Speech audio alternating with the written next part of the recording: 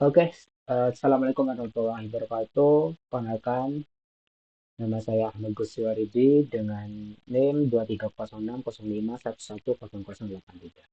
Pada kesempatan kali ini saya tuh bakal ngejelasin mengenai ya beberapa perangkat yang ada di laptop saya sendiri. Dan saya tuh sudah merangkumnya dari beberapa. Yang pertama itu ada perangkat input, yang kedua itu ada perangkat proses, yang ketiga itu ada perangkat output, ada storage dan juga perangkat tambahan. Nah, ya sekalian tugas ini juga sebagai apa ya? Sebagai tugas buat mata kuliah sistem komputer di UIN Maulana Malik Ibrahim. Kemudian langsung saja kita ke bagian pertama yaitu perangkat input. Nah, eh, di laptop saya itu ada beberapa perangkat input, salah satunya itu ada keyboard. Nah, di mana keyboard ini merupakan perangkat input utama yang sering kita gunakan untuk memasukkan data yang berupa karakter.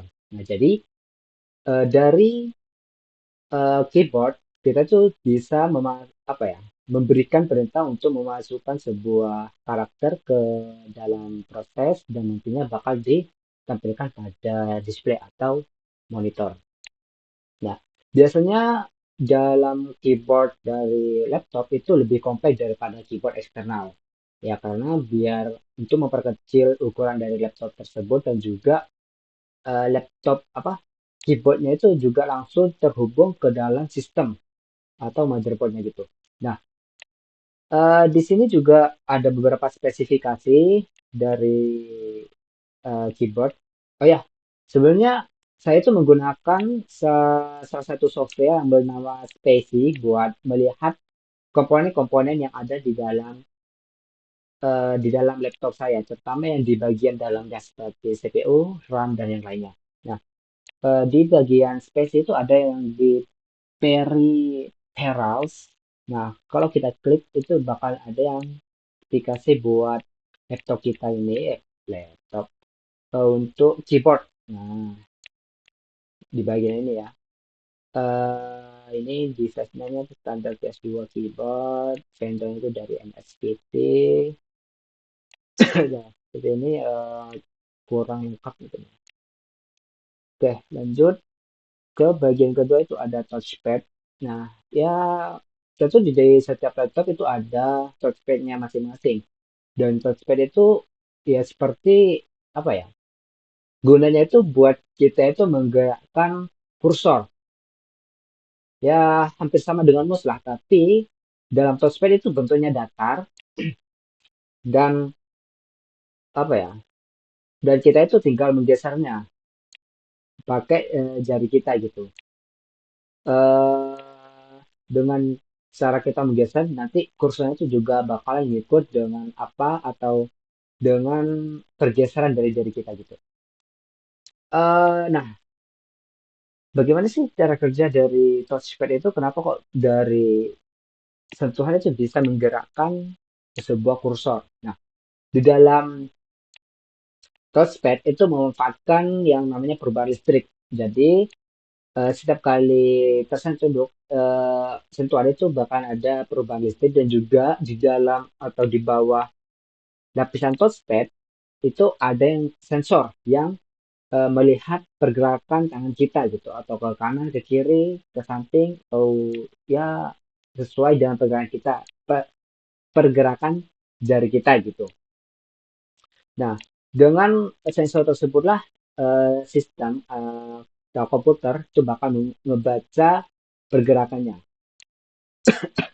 Jadi dengan sensor ini juga kita itu bisa menggerakkan atau mengontrol yang namanya kursor. Nah, di software di software bagian spesi itu juga ada yang namanya ada beberapa informasi mengenai touchpad-nya yaitu ya sama ya dengan vendor MSVT dengan keyboardnya. Oh ya, ini saya dapat beberapa informasi bahwasanya gue tahu ya saya mencari informasi ternyata HID compliant MOS itu merupakan sebuah salah satu apa ya? Salah satu penyebutan dari Toastpad, katanya sih gitu. Oke, lanjut berikutnya tuh ada webcam. Nah, di laptop saya itu juga ada webcam yang digunakan ya sama halnya dengan kamera lah. Ya karena kan webcam itu sebenarnya ya kamera gitu yang ada di bagian laptop. Nah, biasanya ada webcam itu berada di bagian atas dari laptop kita. Nah, kegunaannya tuh kadang kita gunanya tuh buat meeting online, buat merekam video atau mengambil gambar. Mungkin video call juga bisa, tanpa perlu menggunakan kamera eksternal. Nah, tapi terkadang tuh ada juga laptop yang tidak eh, memberikan webcam tersebut. Nah, jadi untuk cara kerja dari webcamnya itu setelah kita itu membuka sebuah aplikasi yang mengharuskan kita itu meminta izin atau meminta akses dari kamera. Nah, habis itu aplikasi kan meminta akses, barulah driver dari kamera yang buat ngaktifin kamera itu diaktifkan.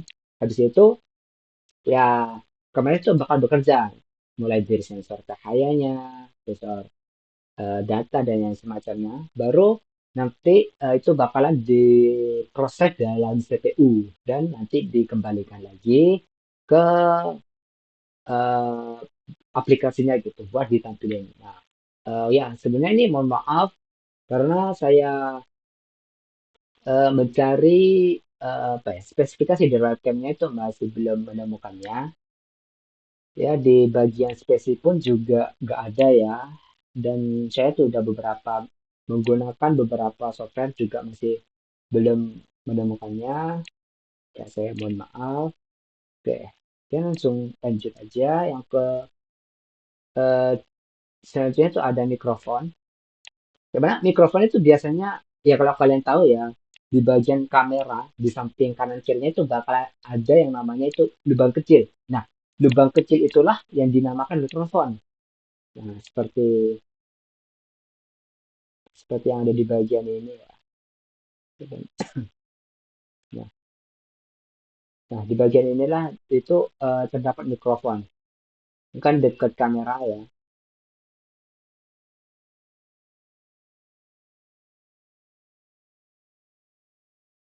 Nah, apa sih kegunaan dari mikrofon? Ya tentu kita itu udah pada tahu ya bahwasanya mikrofon itu berguna untuk menangkap suara dari luar dan nantinya bakal dimasukkan ke dalam perangkat proses. Oke, next yang nah, selanjutnya itu ada apa ya cara kerja lah mungkin ya. Dimana mikrofon itu dari dia diafragma kumparan atau kapasitor dan magnet. Nah, jadi nantinya itu eh, ketika gelombang suara itu masuk atau mengenai diafragma tersebut akan bergetar dan getaran itu diubah menjadi sinyal listrik yang nanti itu bakal dibaca oleh sistem. Kalau diibaratkan ya Kak, sama halnya dengan telinga kita ya gitu ya. Jadi kan telinga kita itu apa ya kan gendang gendang telinga. Nah, itu kan menyerap suara juga nanti kan dari gendang tersebut bakal diproses menggunakan neuron kita yang nanti dimasukkan ke dalam otak. Nah, nanti juga mikrofon itu gelombang tersebut akan dimasukkan ke dalam CPU atau otak dari komputer tersebut sih. Nah, dari spesiesnya sendiri itu menyediakan beberapa informasi ya mengenai speaker, eh, oh mohon maaf mengenai mikrofon, di mana mikrofon yang laptop saya gunakan itu mikrofon Array atau Realtek Audio. Ya cuma sekedar pemberitahuan jenis dari mikrofon yang digunakan aja. Selanjutnya, oke kita masuk ya mungkin itu aja ya yang bisa saya sampaikan untuk perangkat input. Nah, sebenarnya itu ada perangkat proses. Nah, di perangkat proses inilah yang cukup penting di bagian di dalam laptop. Nah, yang pertama itu ada CPU. Nah, CPU itu kalau kita ibaratkan itu sama halnya dengan otak kita. Kan tadi diafragma yang menerima getaran itu kan mengubah gelombang apa? Mengubah menjadi gelombang magnetik kan. Nah, jadi dari gelombang itu nanti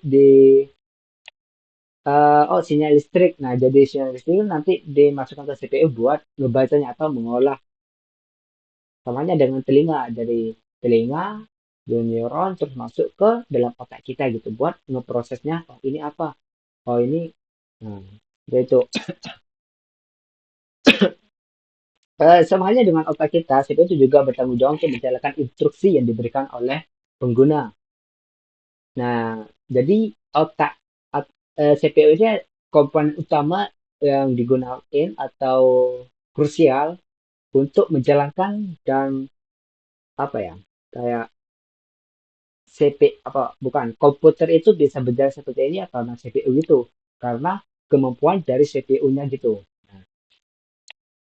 Nah, di dalam spesi itu cukup lengkap ya buat informasi dari CPU-nya sendiri. Yang pertama, ini ada nama dari CPU saya, di mana saya itu menggunakan laptop saya itu menggunakan Core i3 generasi ke-10 Ultra.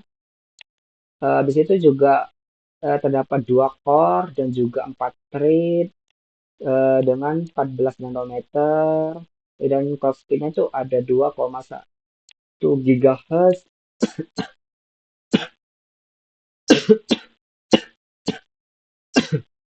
Mohon maaf ya, agak batuk. Dan juga ini ada juga speed ya dari boost speed, stock core speed dan stock bus speed. Ternyata oh ya di sini juga ada cache ya sebagai penyimpanan sementara. Terus di sini juga informasi dari setiap core-nya. Ini ada core ke 0 dan juga core ke 1 ya karena ini ngebacanya sesuai seperti array ya. Index ke 0 dan index ke 1. Dimana core ke 0 itu apa ya? Mengerjakan thread ke 0 dan juga thread ke 1, sedangkan core 1 itu mengerjakan thread kedua dan ketiga. Di sini juga ada temperaturnya, cukup stabil ya. Aduh, di sini ada kecepatannya. Oke, oke lanjut. Ya, cara kerja dari CPU. Kalau kita pikir lagi, itu kan sama aja dengan otak kita ya. Jadi CPU itu memerlukan sebuah data yang kita itu harus inputkan. Jadi datanya itu kita dapatkan dari perangkat input. Nah, baru dari perangkat input tersebut nanti bakalan dimasukkan ke dalam CPU. Oh, sebelum itu sebelumnya itu ada yang namanya itu apa ya? Kayak penghantar gitulah. Kan CPU itu kan sebagai otak dan saraf. Nah, kalau bisa dibilang itu saraf yang mengantarkan sinyal tersebut yang yaitu ada yang namanya RAM. Nah, RAM itu nanti yang bakalan eh, apa ya menyimpan dan juga mengasih apa namanya mengasih data atau instruksi ke dalam CPU-nya tersebut. Nah, nanti di dalam CPU itu bakalan ada yang namanya ALU yang ngeproses sebuah data yang masuk dengan menggunakan algoritma aritmatika. Nah, seperti itu. Nah, baru setelah selesai apa ya, diproses dari alunya itu nanti bakalan dikembalikan lagi responnya gitu. Nah, tadi itu kan ada ya kecepatan dari CPU, di mana CPU itu menggunakan Hertz, satuannya itu menggunakan Hertz ya. Dan kata kalau kita lihat di sini ya kecepatan dari bus speednya itu pakai 99 terdapat 99 MHz. dan juga core speed-nya itu ada 1500 MHz. Oke, oh ya, tadi kan ada yang beberapa apa ya, beberapa informasi mengenai cache, core, dan thread, di mana ketiga ini juga cukup apa ya, cukup penting lah bagi CPU itu sendiri, di mana cache itu menyimpan data yang sering diakses. Jadi supaya CPU itu lebih cepat lagi, jadi kita CPU itu bakal menyimpan yang sekiranya itu data-data yang sangat penting, yang kiranya itu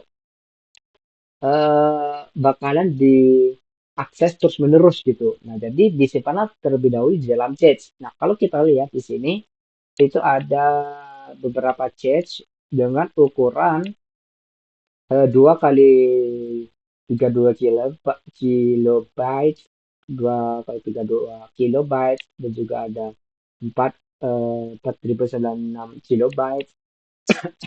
Itu merupakan kapasitas yang bisa disimpan oleh jet. Ya memang itu cukup kecil. Ya karena kan buat penyimpanan sementaranya gitu.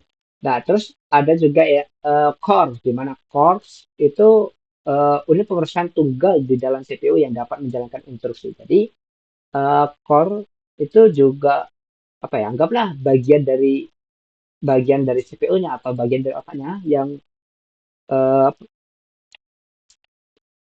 yang menjalankan pemrosesan itu sendiri gitu. Nah, selanjutnya itu ada thread, yang dimana thread itu merupakan urutan eksekusi. Jadi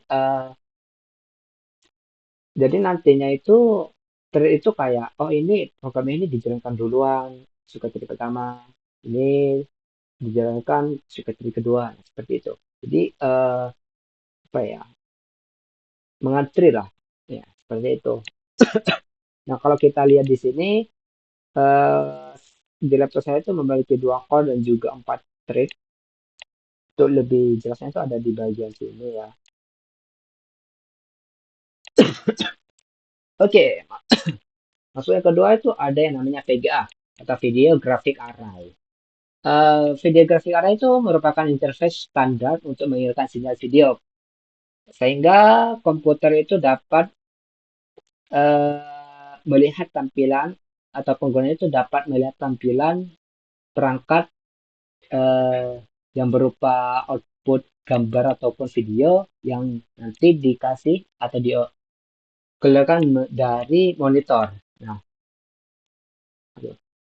eh, di dalam spesinya sendiri, nah di bagian grafik itu ada, nah di sini, oke sebentar ya, oke di bagian grafik gimana, apa ya, VGA atau ya VGA yang laptop saya gunakan itu masih satu komponen atau masih satu perusahaan dari Intel juga, seperti CPU-nya dengan model UHD grafik.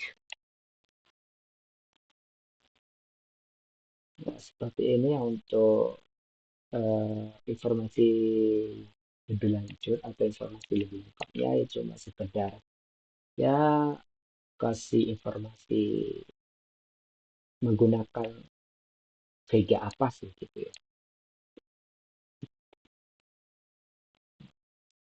Selanjutnya tuh ada part atau random access memory, di mana RAM itu merupakan memori utama dan komputer yang digunakan untuk menyimpan data sementara yang sedang digunakan.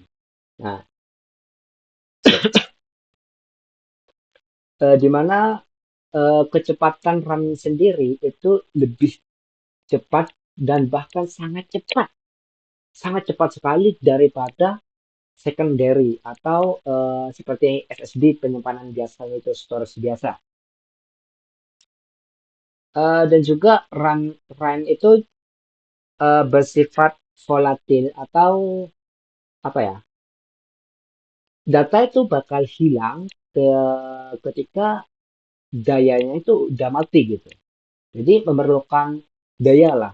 Nah, seperti itu. Kalau diibaratkan ya, menurut saya itu RAM itu seperti syaraf gitu. Jadi syaraf itu bakalan menyimpan, terus nanti dikirimkan ke CPU dan di CPU eh, dikasih ke RAM lagi dan dikembalikan lagi ke dalam secondary buat apa ya? Buat disimpan. Nah, habis itu jika ada proses yang lebih baru itu bakalan dimasukkan lagi. Seperti itu ya. Koreksi kalau semisal saya ada kesalahan. Nah, terus di dalam spesinya itu cukup lengkap ya buat spesifikasi.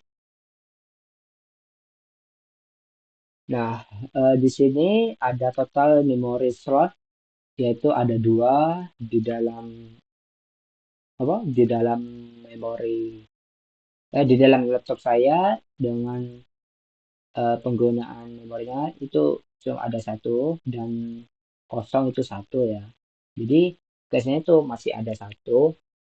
Terus dengan tipe DDR4 size-nya itu ada 8.000 megabyte atau 2 giga ya.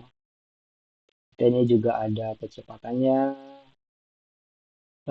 Terus ini juga memori penggunaan memorinya itu dengan menggunakan OBS Studio, PowerPoint dan semacam ini menggunakan 72% dari RAM-nya ini.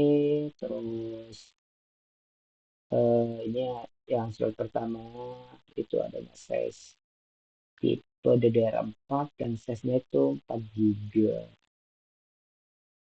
Hmm, nah, dengan manufaktur vegan ya, sebentar.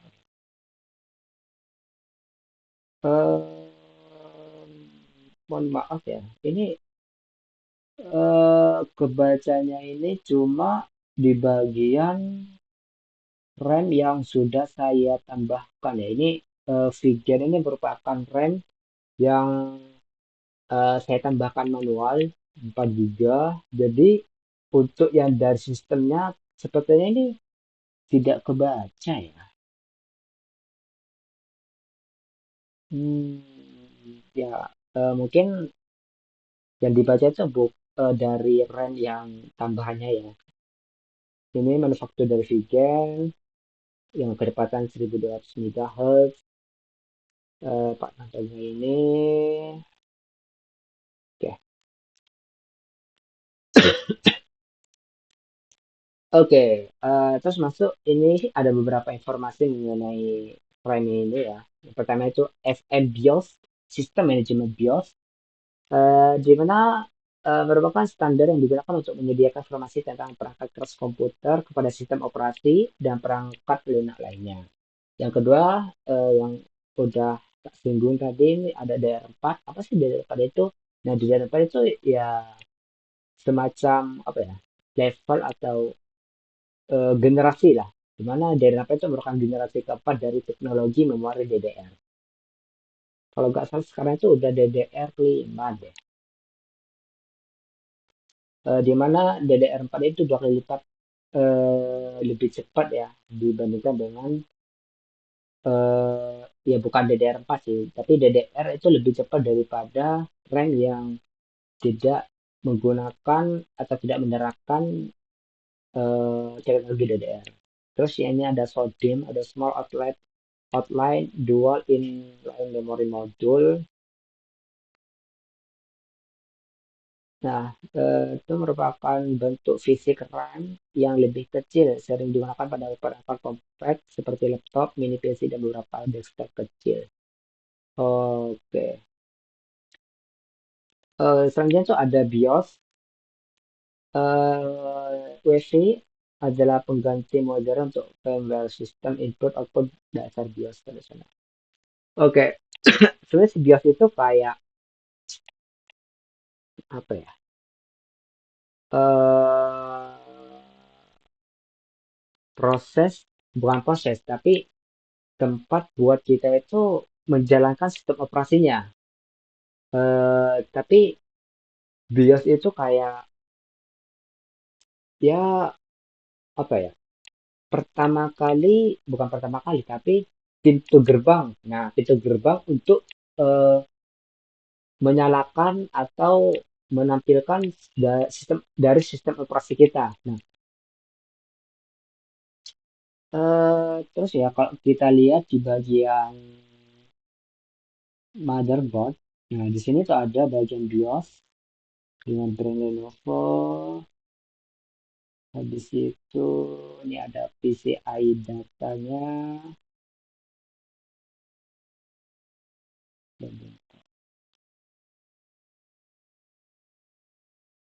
Sesi gambar.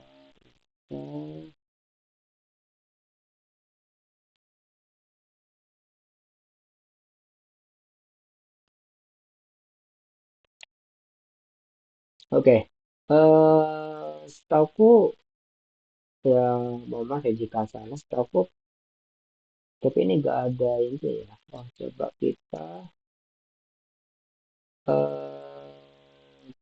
sebentar guys.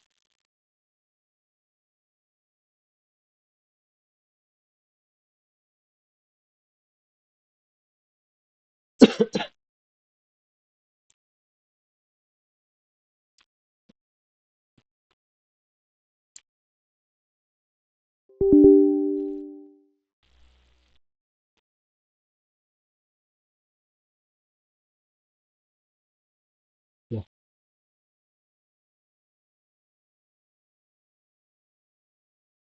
oke, nanti biar tak saya tunjukin ya. Sebenarnya setahu itu laptop yang saya gunakan itu menggunakan teknologi WiFi, di mana teknologi WiFi itu lebih cepat dibandingkan dengan MBR dan juga WiFi itu apa ya, sistem dispatchingnya itu juga tidak terbatas gitu.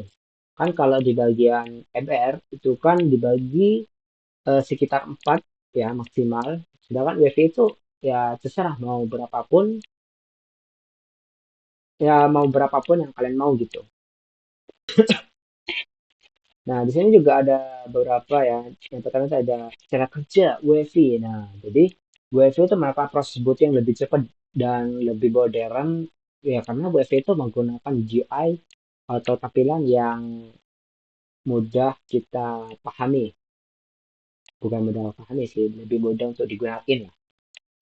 Jadi setelah proses post, jadi WiFi itu bakal meload eh, AV boot loader langsung dari party sistem AV yang nantinya bakal disimpan di bagian GPT atau GUID partition table. Nah, AV bootloader itu kemudian membuat kernel dan sistem operasi ke dalam RAM sehingga sistem dapat beroperasi. Jadi, sistem operasi yang nantinya, jadi sistem operasi yang diambil dari AV itu bakal diambil yang disimpan oleh apa namanya itu? Oleh secondary storage atau HDD ataupun SSD seperti itu. Oh ya, di dalam BIOS kalau nggak salah itu nanti eh, b- ya apa ya, bakalan ada penyimpanan kecil tersendiri gitu. Ya kalau nggak salah ya di bagian laptopnya. Nah terus apa sih perbedaan antara UEFI dengan BIOS?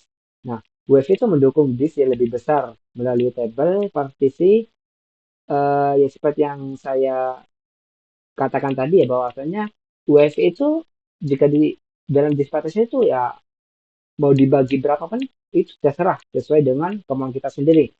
Terus yang kedua itu juga WiFi itu menyediakan tampilan atau antarmuka yang lebih modern dan jadi kita itu lebih mudah untuk memahaminya gitu. Oke, selanjutnya kita masuk ke bagian perangkat output.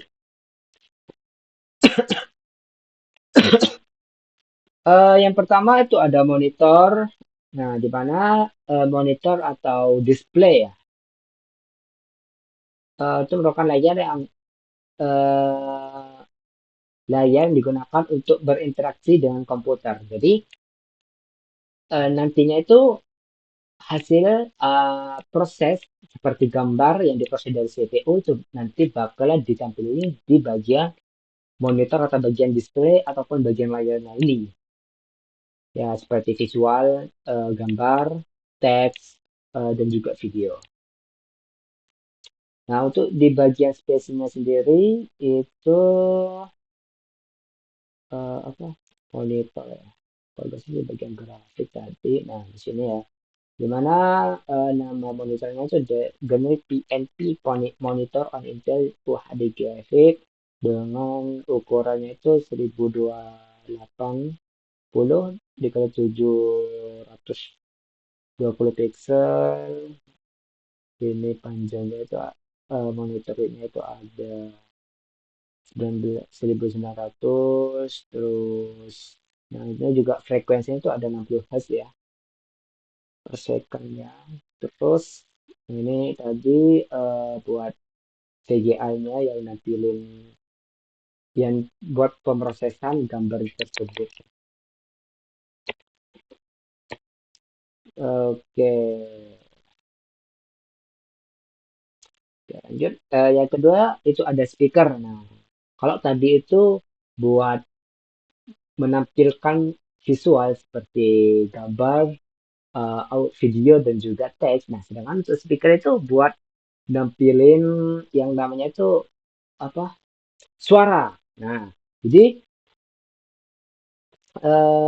suara itu bakalan di input dikeluarkan atau menjadi output di bagian speakernya nih. Nah, biasanya di dalam speaker, di dalam laptop speaker itu bentuknya itu yang banyak lubang-lubangnya gitu. Nah, kalau pada laptop saya itu berada di bagian bawah, tapi itu di bagian lekukannya gitu. Jadi tidak tertutupi lah gitu. Nah, untuk spesifikasinya sendiri dalam spesi itu cuma, nah di sini nah, apa menggunakan real audio yang cuma seperti ini aja. Mungkin Kak ke sini juga ya. Gimana sound card atau kartu suara apa ya? Ya Kak, bukan kartu apa ya? Card yang buat nampilin suaranya itu menggunakan dari Intel Display ya. Lagi-lagi eh, produknya Intel. Oke, next. Nah, jadi cara kerja dari speakernya itu eh apa ya? Hasil prosesan audio yang kan audio itu kan dari input termasukkan ke perangkat proses itu CPU, selanjutnya itu nanti dikeluarkan dari perangkat output atau speaker ya. Secara apa ya? Secara lebih mudahnya seperti itu. Nah, kalau di sini itu kan display eksternal, terus DSP yang jauh proses real time, masih chip. Nah, itu langkah-langkah teknisnya lah. Jadi, tapi secara garis besar dari CPU itu bakalan eh, diproses, kan CPU itu kan berbentuk data ya. Nah, nanti dari datanya itu butuh eh, proses buat nampilinnya. Nah, kalau di bagian tubuh kita itu kan ada yang namanya pita suara, terus ada yang namanya kerongkongan lah yang buat apa? Buat eh, jalurnya gitu. Nah, seperti itu. Terus dan juga di bagian laptop saya itu menggunakan yang namanya Dolby Audio. Nah, jadi Dolby Audio itu merupakan teknologi audio yang menciptakan pengalaman suara tiga dimensi yang interaktif.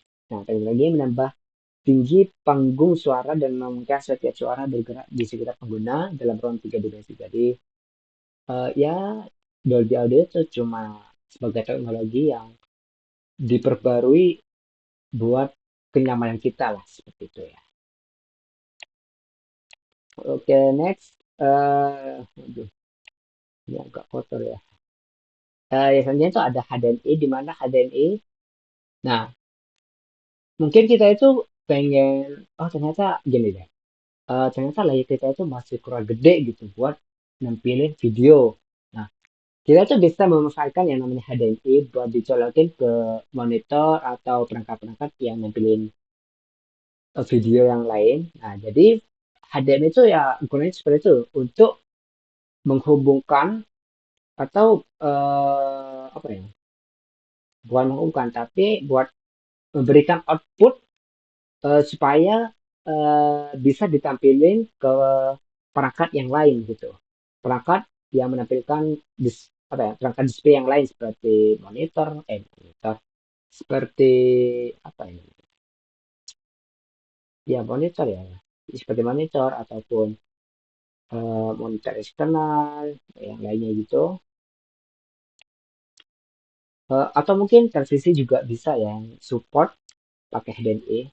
Terus ini ada karakteristik dari HDMI-nya sendiri, di mana sinyal yang ditransmisikan berupa sinyal digital, jadi ya berbentuk 110. Terus di mana HDMI itu menggunakan sebuah kabel ya buat transmisinya. Nah, terus dan juga HDMI itu merupakan apa ya, teknologi baru gitu. Kalau nggak salah yang lama itu apa ya? Oh, aku lupa ya. CGA enggak, aku lupa. Pokoknya yang banyak lubang-lubangnya gitu. Nah, itu merupakan buat nampilin video atau gambarnya juga. Tapi itu yang lama. Sedangkan HDMI itu yang terbaru gitu. Jadi lebih tipis. Nah, terus dalam HDMI itu juga ada resolusinya ya. Sama halnya dengan samanya dengan monitor itu juga HDMI itu juga tidak bisa apa ya, kayak ada batasnya sendiri gitu. Ada yang 1080p lah. Jadi semisal kalau yang dari layar kita itu apa, dari layar kita itu cuma enggak lah 2K 2K, terus dari HDMI-nya kita cuma semisal 1000 ya, mau gak mau nanti gambar yang dihasilkan itu juga 1000, gak bisa, gak bakal sama 2000 juga. Nah, seperti itu. Nah, selanjutnya itu ada jack audio, dimana jack audio atau colokan colokan buat mikro, buat apa namanya, headset. Nah, ya itu buat headset ya, buat ngedengerin audio ya sama halnya dengan speaker. Tapi kan kalau speaker itu kan eh, apa ya, gak bisa langsung tidak tidak private. Nah, tidak private, sedangkan headset itu kan lebih private. Nah, jika ingin menggunakan headset, kita itu harus menggunakan atau mencolokkan ke bagian HDMI, bagian jack audionya ini. Ya, biasanya jack audio itu dengan ukuran apa ya? Kalau sering disebutnya itu jack audio 3,5 mm. Nah, 3,5 mm jack audio, nah, seperti itu. Nah, ini juga disebutkan ya di karakteristiknya. Sebenarnya jenis jack handphone yang paling umum dan standar adalah yang berdiameter 3,5. Terus atau yang disebut juga mini jack yang mendukung mono dan stereo, eh, dan juga ada fungsi lain yang dimiliki handphone jack yaitu mikrofon yang mendukung panggilan telepon. Jadi headphone jack itu bisa input dan output sih sebenarnya. Kita itu bisa menggunakan input ya, tapi harus sesuai dengan headsetnya juga. Kan terkadang ada headset yang cuma sebagai pendengar atau tidak ada mikrofonnya, tapi ada juga yang sebagai mikrofon. Nah, itu nah, seperti yang saya gunakan, tapi ini saya menggunakannya buat yang wireless ya, bukan yang pakai kabel. Nah, selanjutnya itu ada perangkat storage. Nah, perangkat storage itu ya storage, berarti digunain buat menyimpan data. Nah, storage itu ada beberapa jenis. yang sering kita gunakan ada HDD dan juga SSD. Jordan ini sama-sama buat menyimpan data tapi dengan teknologi yang lebih baru, yaitu di bagian SSD-nya. Itu merupakan SSD storage yang menggunakan teknologi baru gitu. Nah, storage atau secondary secondary memori secondary storage itu eh, apa ya, sifatnya itu non volatil ya, jadi dia itu tidak memerlukan daya. Kak, semisal laptop itu dimatikan, data yang ada itu tetap ada gitu, nggak bakal hilang seperti itu. Nah, kan bisa membacanya di sini ya. Di mana SD tidak diskrit yang terintegrasi dengan yang berisi memori flash yang dapat menyimpan data dalam jumlah besar dengan andal. Bahkan nah, di bagian flash-nya sendiri, di bagian storage, nah kita bisa lihat ya bahwasanya kapasiti dari eh, apa ya, laptop saya itu ada 256 GB ya, dan sekarang ada 35 yang digunain. Nah, terus di sini juga dibagi tiga partisi, ada partisi nol, satu, dan 2, di mana partisi satu itu sebagai disk C atau buat apa namanya? Eh, aduh, buat sistem. Nah, sistem seperti Windows dan yang lainnya. Di mana saya itu saya bagi jadi 3137 dan yang sudah digunakan Windows 96 dan yang tidak digunakan ada pas 1 giga. Terus sistemnya itu juga NTFS. Ya cukup eh, cukup detail ya buat apa namanya, bagian storage, di mana di sini juga disk 0. Nah, maksudnya disk 0 itu buat apa ya? eh saya itu cuma memulai disk satu aja, yaitu disk 0 gitu. Kayak array gitu. Indeks indeks indeks ke 0 ya, karena saya itu jadi ini tuh kayak saya tuh gunain disk ke 0 dan dibagi jadi partisi ke 0, partisi ke 1, kedua, dan seterusnya. Oke, nah di dalam dunia perstoragean itu ada beberapa formasi seperti PCIe adalah singkatan dari Peripheral Component Internet Express. Ini merupakan teknologi berkecepatan tinggi yang dirancang untuk mentransfer data. Terus ada NVMe, adalah singkatan dari Non-Volatile Memory Express, dan didasarkan pada teknologi PCI Express serta teknologi NVMe atau Non-Volatile Memory. Jadi NVMe ini merupakan apa ya, teknologi buat menyimpan data yang terbaru. Nah, jadi itu yang sudah, dan kecepatannya itu lebih cepat daripada SSD sendiri. Jadi eh, yang awalnya di HDD, terus diperkecil lagi jadi SSD, terus diperkecil lagi jadi NVMe. Nah, untuk cara kerja sendiri itu nanti dari CPU. Nah, perintah itu bakal dikirim ke SSD, dan pengotor SD dan motor proses read and write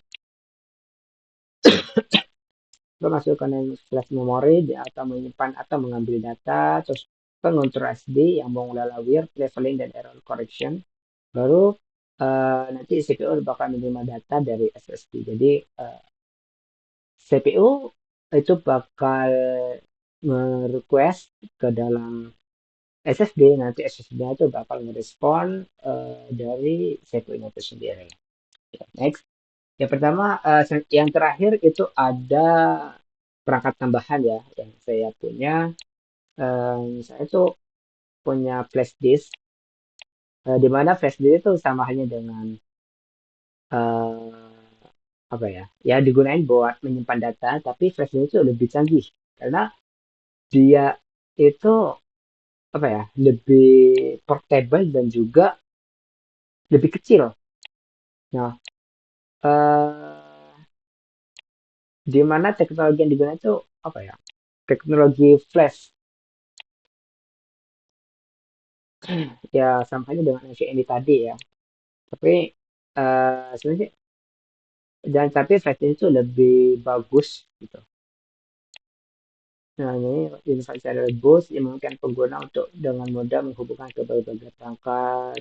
Jadi kita itu nggak usah apa ya? Kita itu tinggal dengan sekecil dengan sekecil ini kita itu bisa apa ya?